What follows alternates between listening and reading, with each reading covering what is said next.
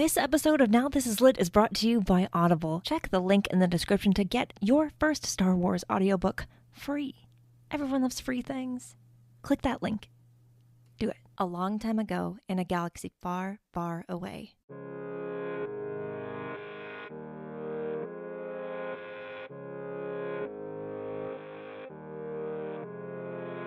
You're listening to Now This Is Lit, a podcast about Star Wars books, the people who make them, and the readers who just can't get enough of them. I'm your host, Meg Dowell. I use she, her pronouns. And today, I have a special episode for you that comes in two parts. One, a panel discussion celebrating the book that is Star Wars, KENOBI. And a preview of a very special interview with John Jackson Miller.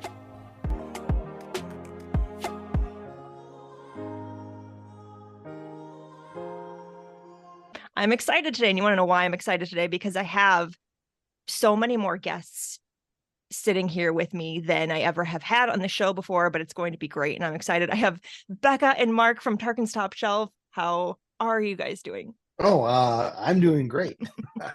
Glad to be here. I was thrown off there. I wasn't ready. Yes, I'm doing wonderfully. I'm getting some writing done. I got some reading done. I finished the Return of the Jedi from a certain point of view. Yes. Highly recommend. And yeah, I think that's it. Well, Mark, you've been more productive than myself. No, I shouldn't say that. Just not productive on the, Star Wars level. But anyway, no, doing well. Happy to be here. Love talking anything Star Wars, and especially when it's something that we actually can talk about is always a good thing.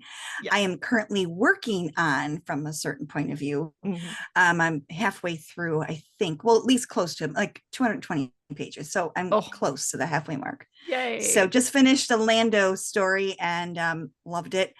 I recommend the Hooked on Phonics version if you can, because that's the best way to do it. Yeah. Mark Thompson is excellent. There's one specific story in particular that I couldn't stop laughing. Just couldn't. I mean, he literally used like that Wayne's World, Wayne and Garth type voices. Yep.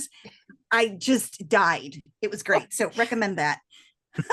Yes. Oh, I started listening to that one, and I had to stop working because I couldn't concentrate on my work because I was like, Mark, what are you doing? We have a third guest here. Also, we have Johnny from the Star Wars Book Community podcast. How are you doing? It is very late for you. Early, late, whatever you want to call it. It's still late. It's just it's about midnight. It's fine. I was up editing anyway.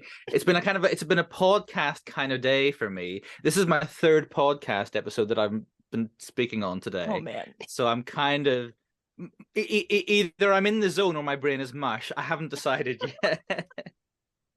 But to chip in on From a Certain Point of View, I haven't had my copy yet. I haven't received it. So I haven't even started. But I think what I'm going to do with that is just take my time.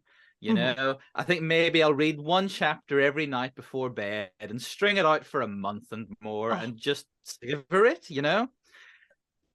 That sounds delightful. Yeah. I like that.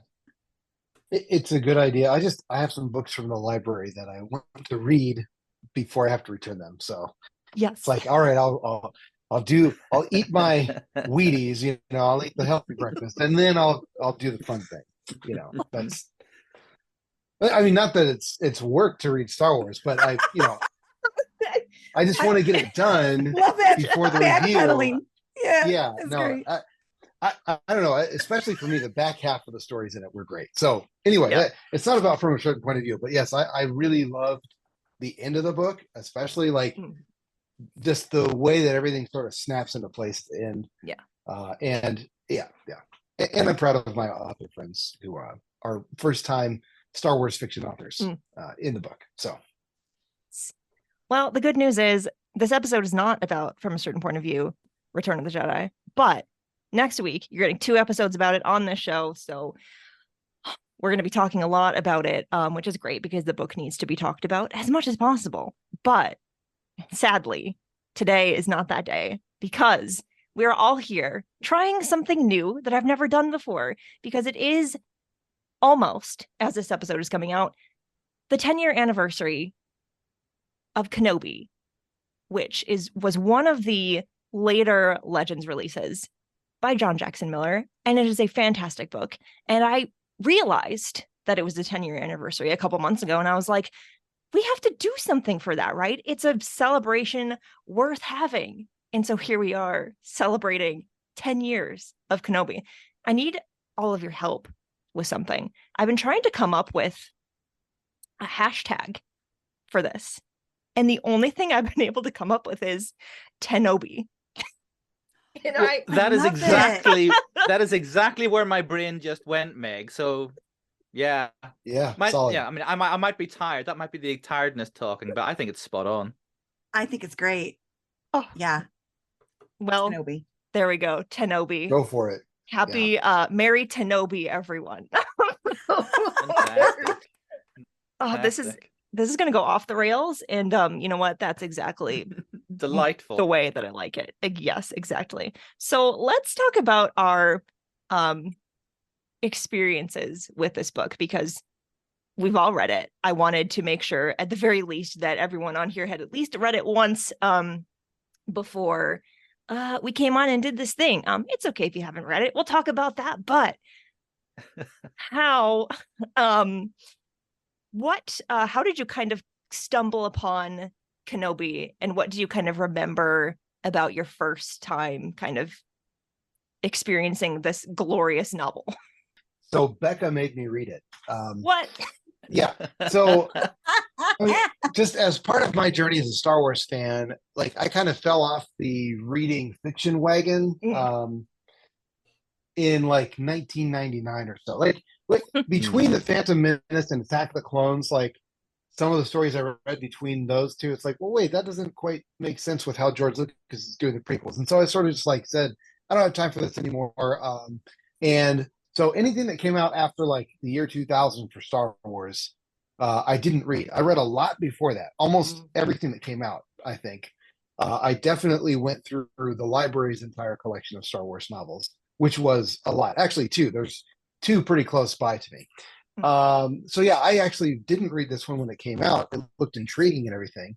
But Becca wanted to like talk about it and interview John Jackson Miller and talk about it. And so she also made me read the Revenge of the Sith novelization, which, yeah. So both books lived up to the hype. Absolutely. There's a good reason why they endure, even though they are legends. They're very well written. And KENOBI in particular, I love looking at the things that have subtly made their way to canon through the TV shows. Yeah. That you can tell the germ of the idea came from this book. But yeah, I like that it's like a Western style story. And I'm working on a Western trilogy right now. And so reading this in the midst of like all the research and watching all these Western movies and everything, it was just like, yeah, this is like a really great tone to aim for. So if you haven't read any Star Wars books, which, you know, if you're listening to this podcast, I'm sure you have. But even if you're just a fan of the Western genre, check this one out for sure. What about you, Becca? When did you read sorry. it?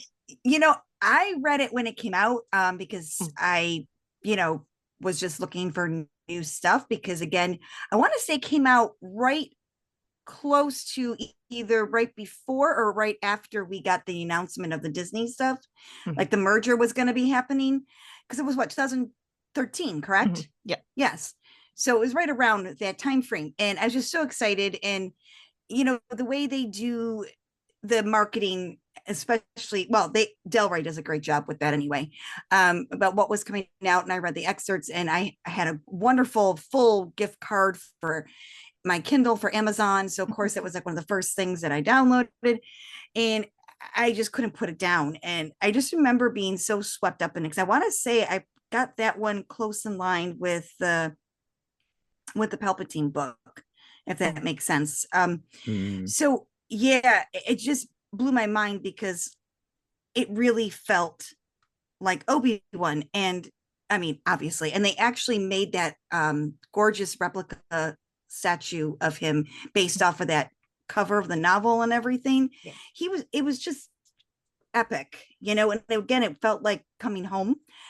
For me, anything that revolves around Obi-Wan, Anakin, Padme, all of those characters, it's like a homecoming to me.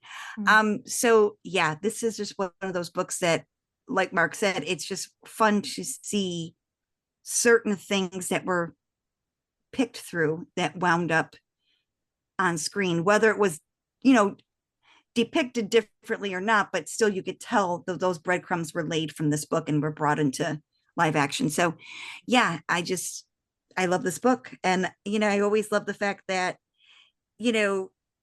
John Jackson Miller brought in a character that became close with Obi-Wan that actually was nicknamed Annie. Just gotta love that too, because Annie. Oh, I never thought of that. You just gotta drive that home. So I love it. Sorry.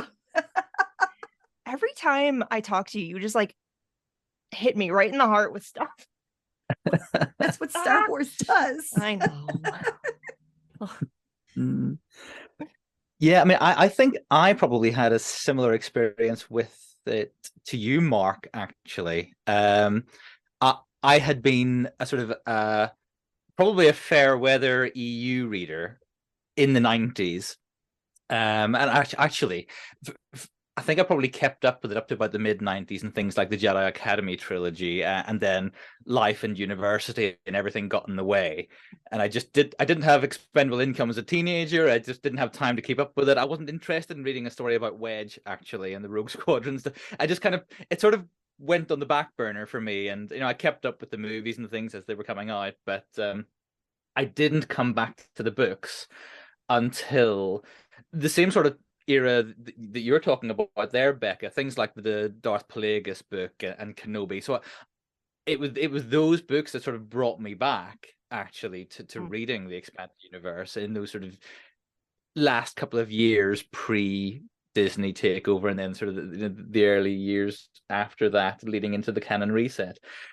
So I was just dipping my toes back into the Star Wars book waters at that point, and I was fascinated by the idea of KENOBI. Star Wars had always been for me this kind of merging of Lucas's influences from samurai movies to Western stuff to Flash Gordon serials, and here we were being delivered sort of unashamedly zeroing in on one of those influences. It's a Western, and it just leans hard into that all the way. And I was in love with it from page one. And for me particularly, this whole opening third of the book, where it's just world building and setting up this marvelous community in the Pika Oasis that Obi-Wan finds himself sort of getting to know. He's trying to stay out of their problems, but he can't. And all of the characters, there are so many of the characters that are so beautifully written, and and they're kind of Western archetypes, from sort of, but it's so charming. They're all so charming. I love them all. I've rarely read a Star Wars book where I was so in love with so many of the characters so quickly.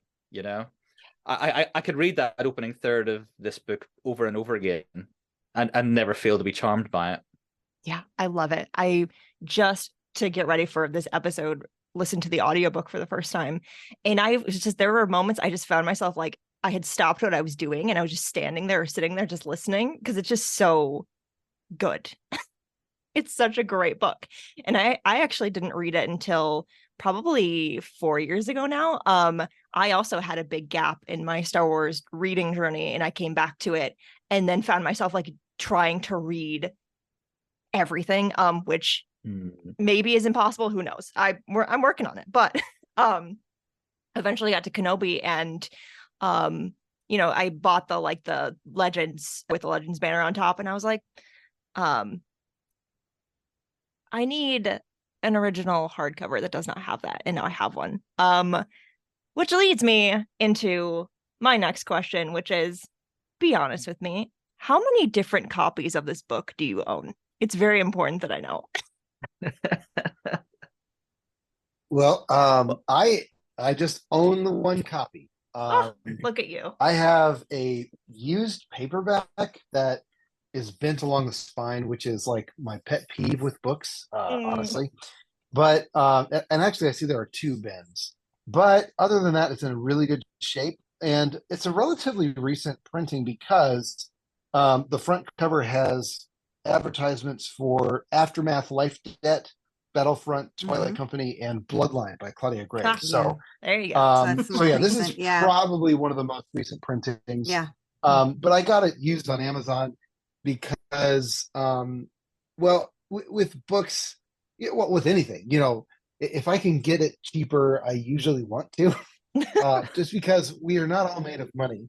And anyway, yeah, so I read this actually rather quickly.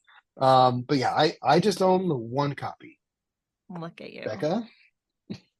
I have 2. I have the Legends one that was sent to us from Delray, and then I have my Kindle copy. Oh wait, which is do the I have original? that one? You should. I thought we both got them. I could be wrong. I hope you're got just it. calling you out. I'm like, oh yeah, I do. Wow, look at that.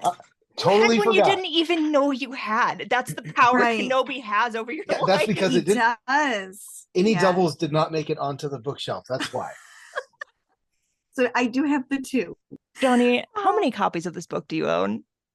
I have got 2 copies. One of them is my original hardback from 2013, which is well traveled. I took it on I think on a Caribbean holiday that year, and that's when I read it actually. So it flew from I was living in England at the time all the way across the ocean and survived that journey and back.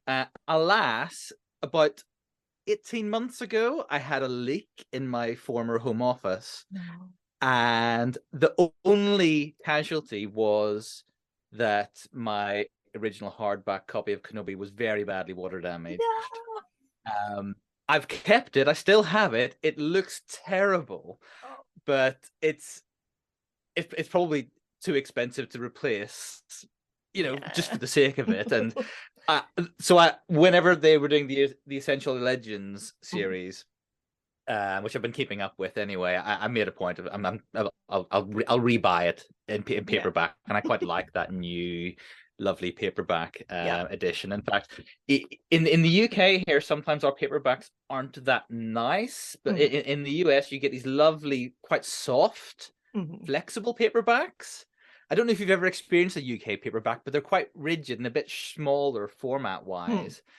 So the spines are more prone to cracking. But this is one of my KENOBI paperback from the Essential Legends is a lovely US edition, which is nice and soft and wafty. So yeah, I'm very, very pleased with that. That was very descriptive. I think listeners will really enjoy that description. Really nice.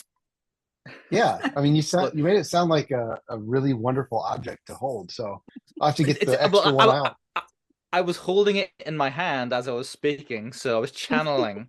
I don't know if you can hear the pages wafting there in my mic. Maybe not. But yeah, lovely item. I have 4 copies of this book, and I feel like I shouldn't have that many, but that's just how much I am dedicated to whatever this lifestyle is that I've chosen. It's fine. No one needs that many copies of the same book.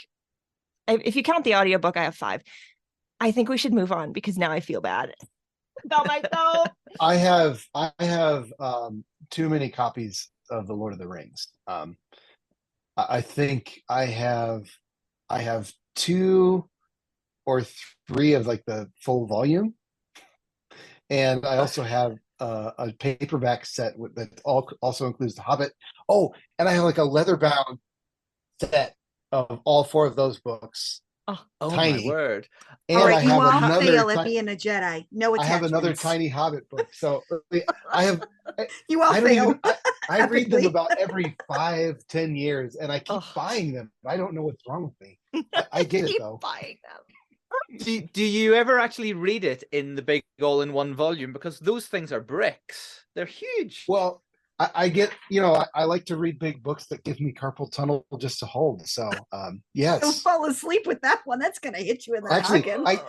I have right a really out. nice one that was like the really nice edition they did a couple years ago that has like the painted edges and everything.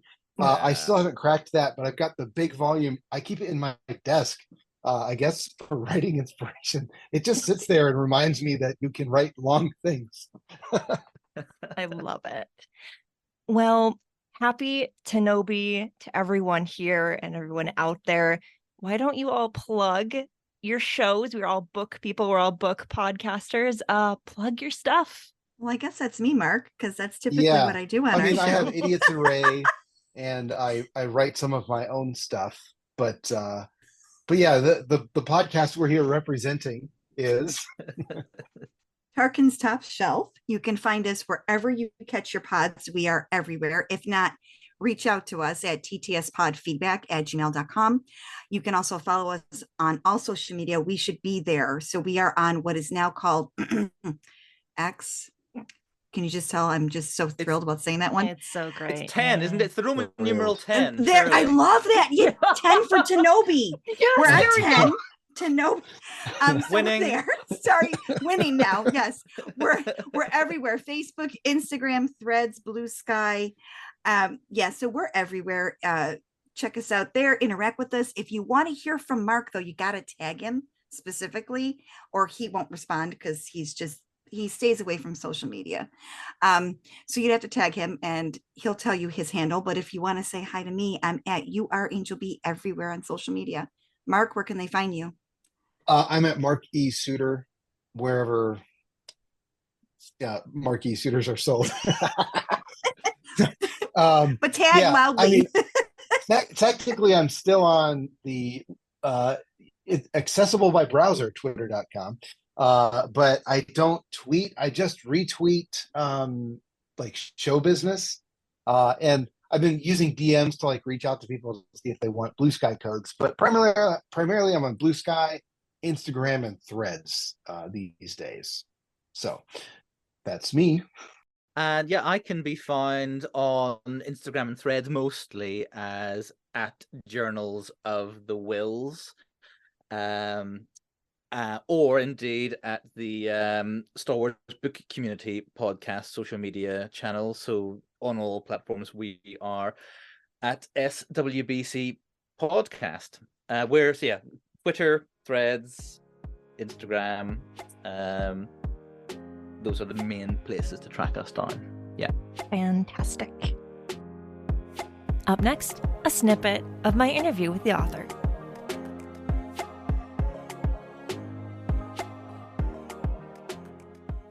If you've never heard of bookshop.org, what are you doing with your life? I'm kidding. It's okay that you haven't heard of it. That's why I'm here to tell you about it.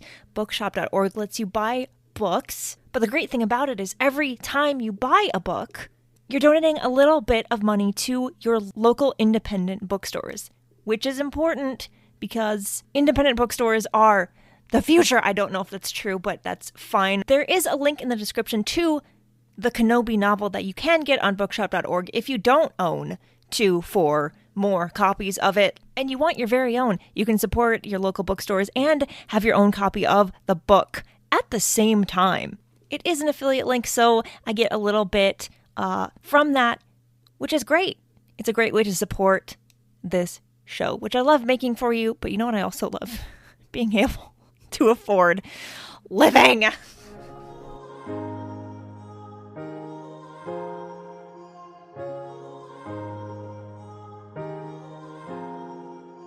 As a journalist, I would say 8 out of 10 times I reach out to someone, I either don't get a response or the answer is no.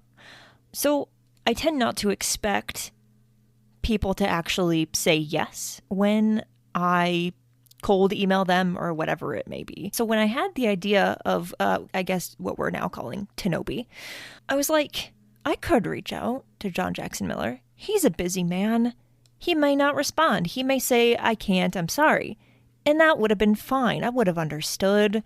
But sometimes, sometimes I do this and the person I reach out to says, yeah, sure, let's do it. And then I actually get to interview them, and that's cool.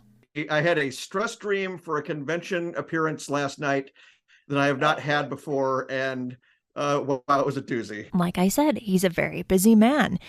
I happened to catch him right in between convention appearances and deadlines, and he was so excited to talk about KENOBI. It's been 10 years, and his excitement and love for this book remains.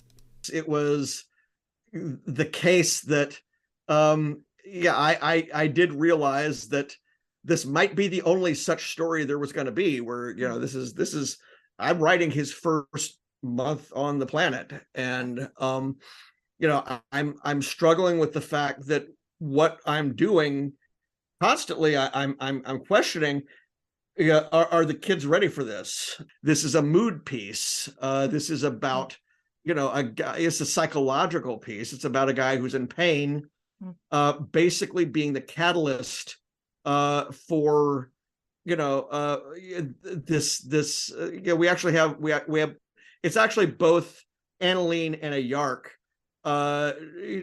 changing their lives. And if you want to hear John Jackson Miller, the actual expert on the KENOBI novel, talk in depth about what this book means to us, what this book means to him. In both the cases of Obi-Wan in KENOBI, the KENOBI novel, and with Kanan in A New Dawn, they've lost everything and they don't have a roadmap for what is coming for them. They don't know what they're supposed to do. You can hear my full interview with him this Sunday, August 27th, the actual 10-year anniversary of KENOBI. Thank you so much to Becca and Mark, and especially Johnny, for making this a great first panel discussion and for being part of this celebration that we're all having together. Again, happy TENobi, everyone. May the Force be with all of us.